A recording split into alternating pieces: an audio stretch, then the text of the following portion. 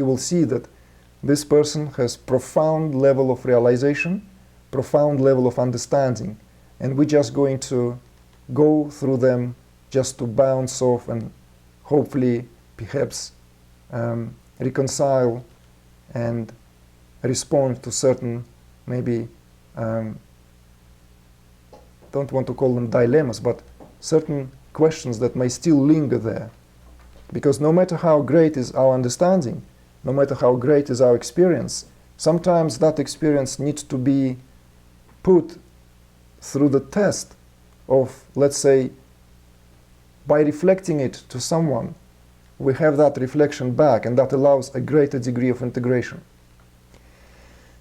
So the question itself comes from the main theme of the last webinar, which is, as many of you remember, was addressing the differences in degrees of self-realization, or differences between the states of what we understand by awakening, self-realization, and enlightenment.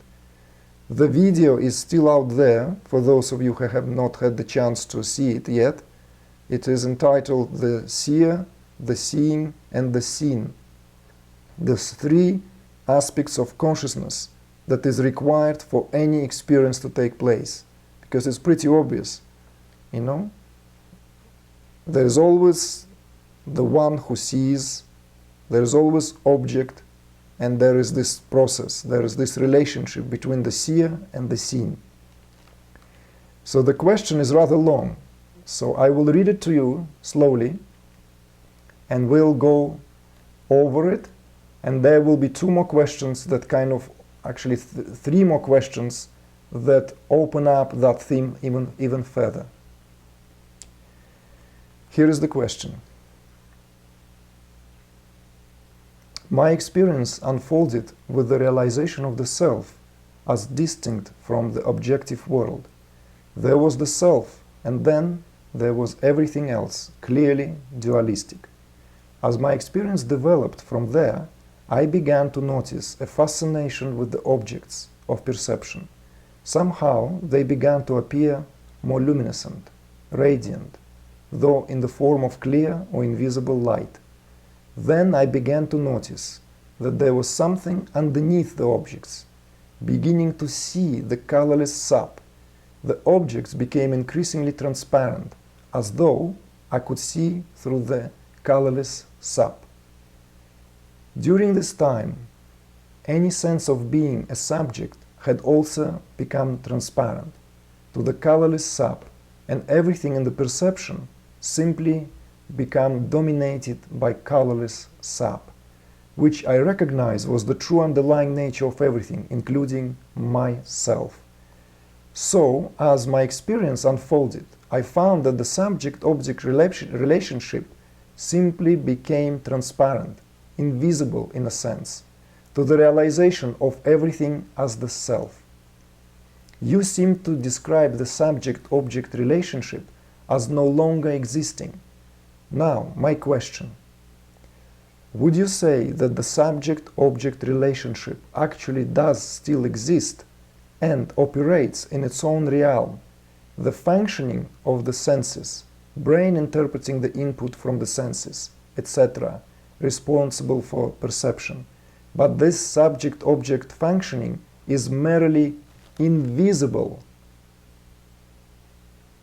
inverted commas, with no identification of the self within it? Or would you say that the subject-object relationship simply does not exist?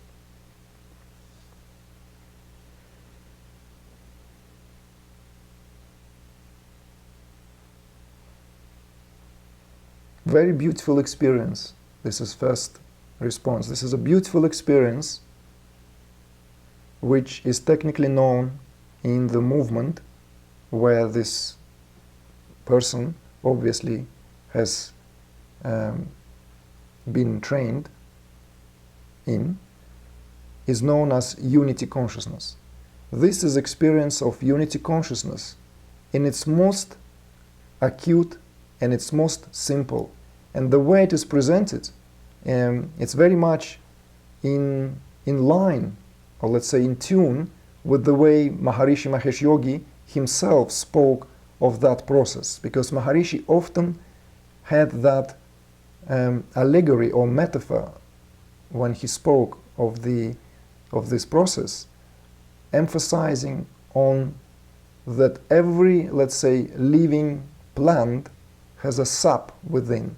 And there's this famous talk about the rose, which is, let's say, a red rose. But when we start going deeper and deeper into the structure of that rose, then what we find is that that redness of the rose, although it's there on the obvious surface level, it's becoming less and less pronounced, less and less emphasized, until it becomes like, let's say, pale rose, until it's like really, really diluted, until we arrive to the colorless sap of the rose. It's become completely transparent. Anyone who has been associated with TM movement, I'm sure, have heard that talk of Maharishi on the colorless sap with the example of the rose, and it's a beautiful one. So yes, this is, the way you've described your experience is very much in tune with what I was trying to structurally, I emphasize structurally, to convey in that first webinar. Because up until that experience becomes reality, almost reality, it's very hard to imagine.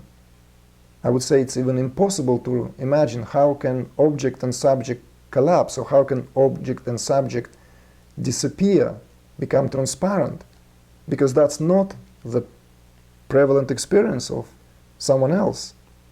And in order to convey the stages in the process of what we know as awakening and gradual realization of the self to the full embodiment and known as enlightenment, the purpose of that talk was to emphasize that this is not a switch of a button event.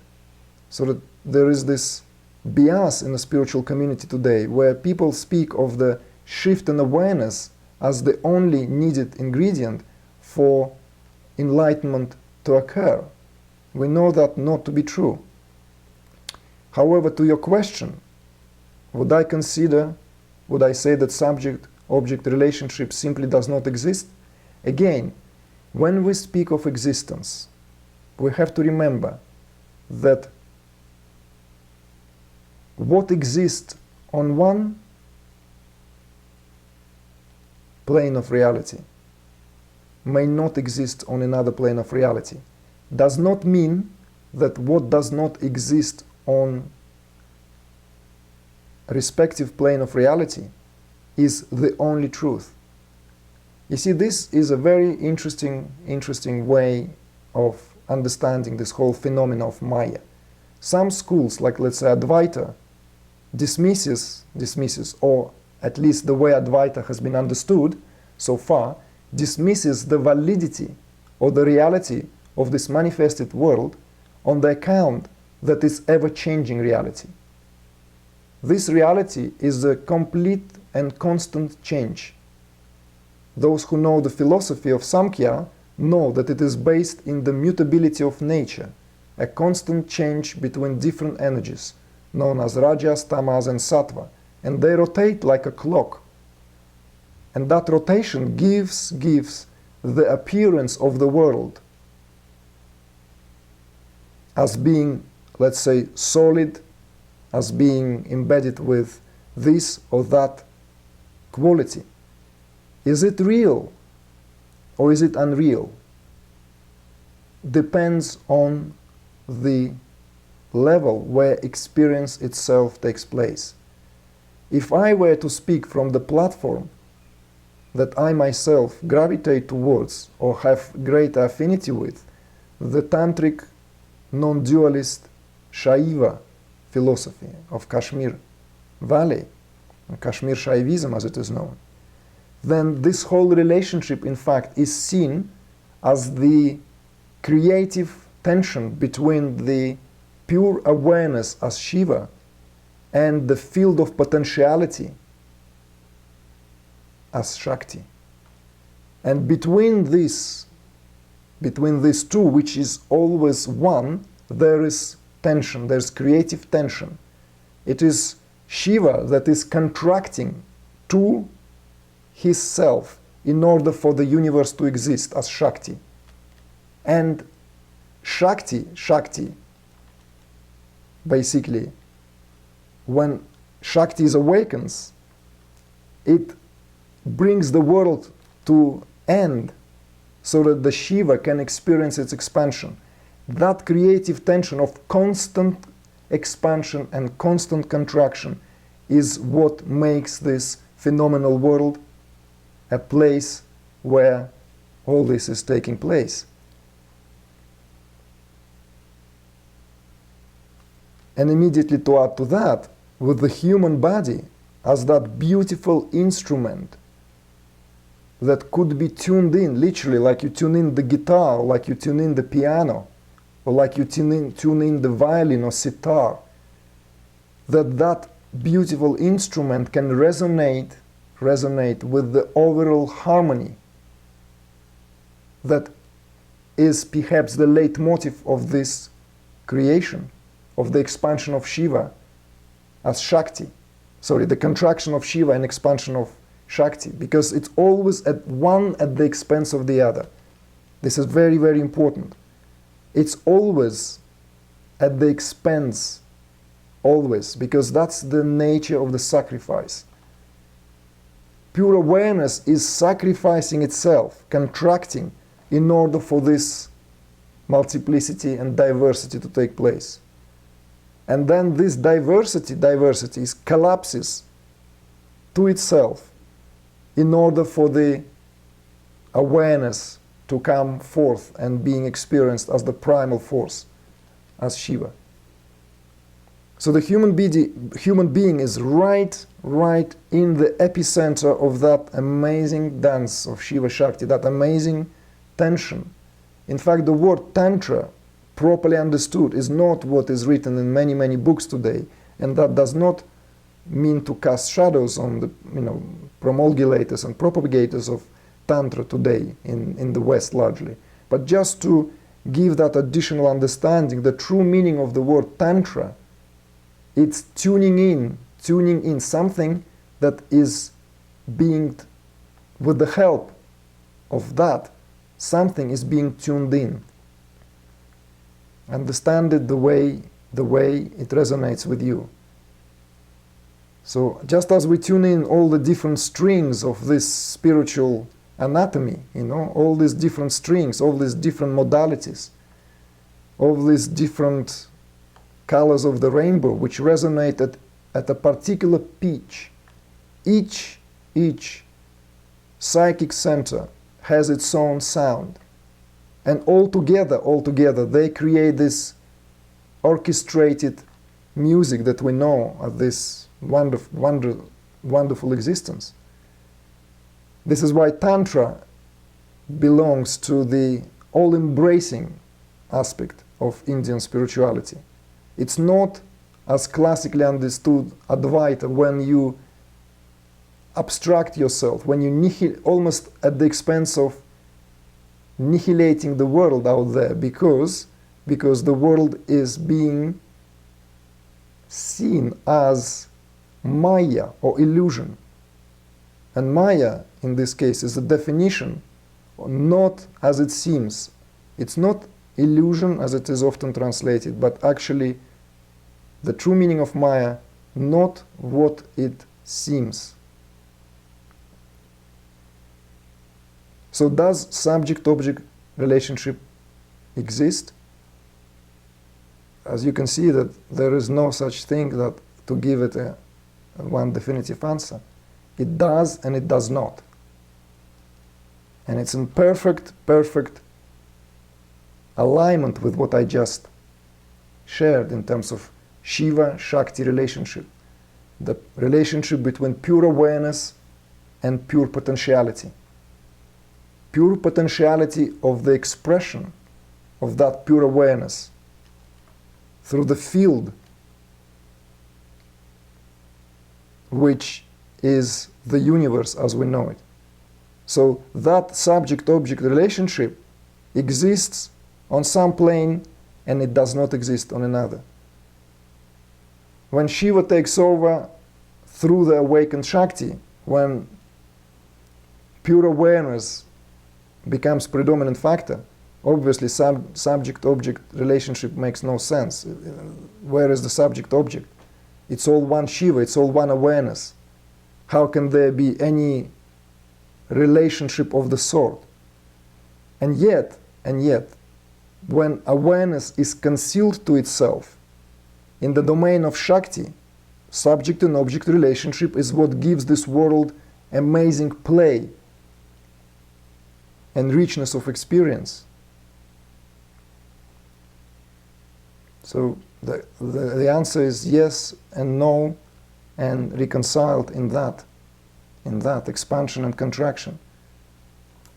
It always expands and always contracts. Not just seeing it in a linear sense of time, but it always expands and always contracts. And yet there is a common moment when, let's say on individual level, there is this definitive awakening, and that's what we call the awakening on this very level. And then the contraction is reached the moment when it cannot contract any further and it expands. Likewise on the level of the universe, like in Indian tradition, it's like Shiva closes eyes, Shiva opens eyes. The eyes are shut, Shiva, all there is Shiva. All there is pure awareness. Soon as the Shiva opens the eyes, there is universe. There is existence. And it takes us to the second question. I found your video where you talked about Rishi Devata Chandas, which is in this case the seer, the seeing, and the object. Rishi is the seer, Devata is the seeing, the process, and Chandas is an object, something that has been seen, perceived. To be quite interesting. I experienced the merging of Rishi and Chandas so far as I understand what you were saying. It seems that there is only seeing. Would you say Chandas, the object, is what physics might describe as an interference pattern, which is the object, a vibration of the quantum field? I'm not very conversant in physics, so I may have the term wrong. What struck me when I had you on your video was a deep intuition which I cannot articulate about Chandas, object. Well, I've never said that I'm conversant in physics either, so I only give this like little sentence or two just to give a Western mind which is more, let's say, acquainted with that kind of logical understanding where the language of the mathematics ingrained speaks on yet another level. One could speak completely from a different perspective on this subject. However, what you just asked in itself is the reply to that question. And I'm sure you see that question contains answer in itself. That indeed it's the greatest mystery, that interference pattern of that only seeing that is real. And some teachers are unapologetic about it. Some teachers, they say that there is only experiencing. There is only Devata, the quality of experiencing. There is only seeing, smelling, experiencing through the touch, hearing, all the gamut of sensory perceptions with which the human body is equipped to navigate itself through the field of experience itself. So if you cannot articulate your question about Chandas, that in itself, an interesting thing, don't you think? That in itself says a lot about the object. Something which we cannot put our finger on. Like some teachers say, like, you know, like in a landscape, we see this on a screen of our retina, you know, because that's the way the human eye sees, perceives. You see something out there, which then gets through the process of being turned upside down, and then somewhere on the cortexes being turned again. So it's like it goes through that flippant process, only to be perceived on the screen, which is what? Which is the screen of awareness, in this case, individual mind. And yet, when we will try to put our finger at a particular spot of the landscape, we cannot do that. That is an example of how objectivity of this world is the greatest mystery. Something that is almost refuses to be identified as what it appears like. And this is why it is called Maya. It's not what it seems. Just like with, you know, on a larger scale, you see the sun set behind the horizon, but what you see is a phenomena of the light of the sun that travels to the earth, and however many minutes it takes, 7 or 8, I don't remember. So what you see in that given moment in time does not exist already. And which takes us to the third question. More recently, I have been finding that I am experiencing what seems to be a structural correlation between objects of perception and my physical body. It seems as though the objects perceived are felt as being my body. Also, not as separate objects existing out in space away from my body, but as though inside my body, even though I have no sense of inside and outside. I find it difficult to really describe. While I have not read Tony Nader's book about the correlation of astrology or the Vedas with the human body, I imagine what I'm experiencing may be related in some way. Is any of this similar to your experience? Any comments would be appreciated. What you said in the first half of this question, what you've described in the first half, is experiencing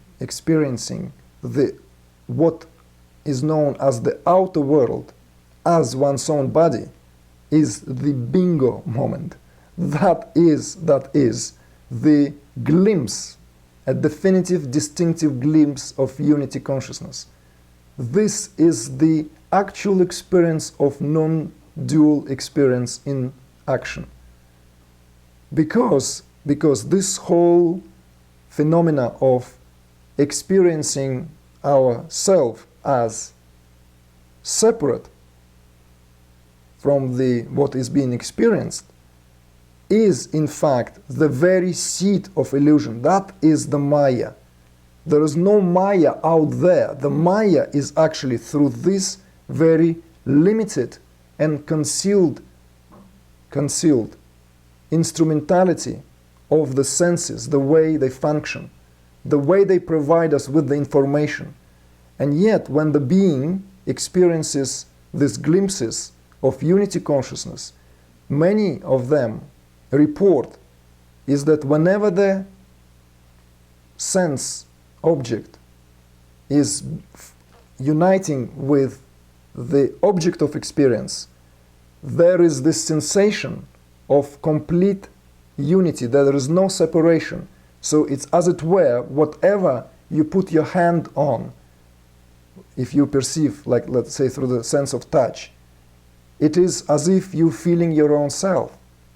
It's this familiarity. It's this intimacy of experience. Whatever your eye falls on, it's the same. Whatever you hear, it's the same.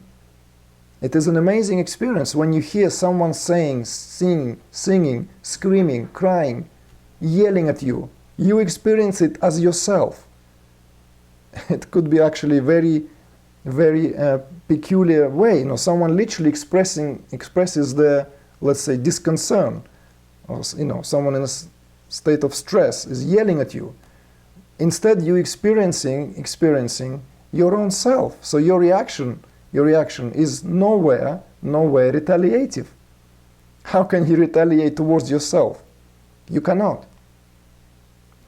As for the second part of the question, with the example of the Tony Nader, which is basically the successor of Maharishi, known today as Adhiraj Rajaram, and his groundbreaking book, the first one is the Human Physiology and the Veda, that was published back in the 90s, and the more recent book, Ramayana, the Human Physiology and Ramayana. I don't want to go into it because it's a very, very big theme in itself, but I don't sense that that is what the Tony Nader's discoveries are. Tony Nader's discoveries are very specific, and they're discoveries only in terms of discoveries for the modern age within a given culture. They're not discoveries as such, they are rediscoveries or confirmations of what was always known. Anyone who has experienced the complete, let's say, embodiment of pure awareness as the self within this human physiology, in time finds that all that exists in the universe, and above all, let's say, in our immediate universe, like let's say the planets, you know, these divine beings in our solar system, are structured through our physiology, structured through our cortexes. How can that be otherwise? And you know, it's very simple. Before there was this cosmic dust rotating at a very high speed around this newly born sun, when it all took place at the early stages, let's say, of that space-time frame, space-time reality. There were no planets as yet, you know, there was nothing. There was just a cloud of dust rotating around the sun. And yet the gravitational forces and all this, you know, like I'm sure the cosmology, those who are versed in cosmology will find it very easy to explain, formed into what we know as Venus, as Jupiter, as Saturn, and as our beautiful planet Earth.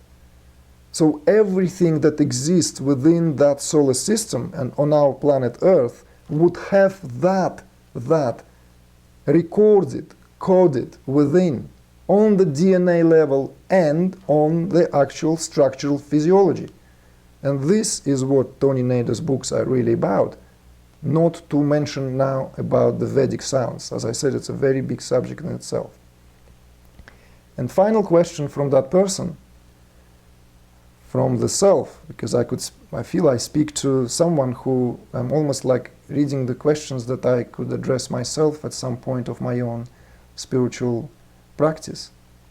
And the fourth question is, I believe you mentioned on one of your videos about the various Samadhis, but did not classify Transcendental Consciousness as though or as taught in TM as a form of Samadhi. I thought that pure Transcendental Consciousness was a form of Samadhi. Did I misunderstand you? Or do I have a different understanding of what Maharishi meant by the term Transcendental Consciousness?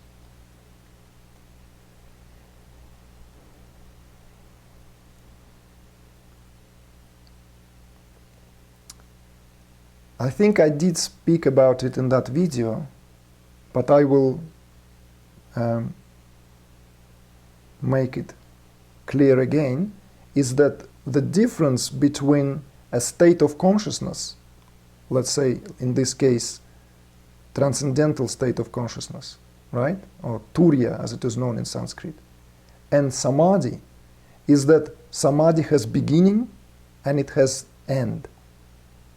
Transcendental consciousness, or any state of consciousness in that matter, when we talk about the higher states of consciousness, has no beginning and end. It is the state of consciousness. It may become, let's say, cosmic God unity consciousness, but it's the same strata. It's a substratum on which all other states of consciousness take place.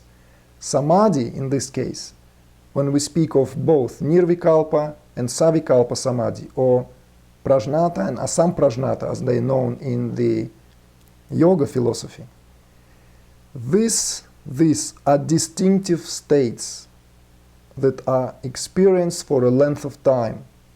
You cannot be in Samadhi permanently. You have to come out of Samadhi to function. And that's the difference. So, yes, when you experience transcendental consciousness in meditation, when the meditator experiences transcendental consciousness during his meditative practice, he taps into Samadhi, whatever Samadhi or whatever form of Samadhi that is, with awareness. I should have said earlier that Savikalpa, which literally means Samadhi with the Kalpa. Kalpa in this case stands for the thought, vibration of mind, thought, or Nirvikalpa, which obviously means without a thought, without any awareness. There is awareness, but it's a different form of awareness. Awareness not of the mental modifications. So in meditation, meditator taps in or enters Samadhi state, and then he or she comes out into the field of action to act. So indeed, that is what Maharishi meant, that transcendental consciousness is a form of Samadhi, is a Samadhi. But it is more than just a temporal state of Samadhi, because once the meditator is established on the level of transcendental consciousness, when the gunas no longer overshadow that transcendental state, he or she functions in the world regardless of what kind of activity is being chosen. That is the main difference.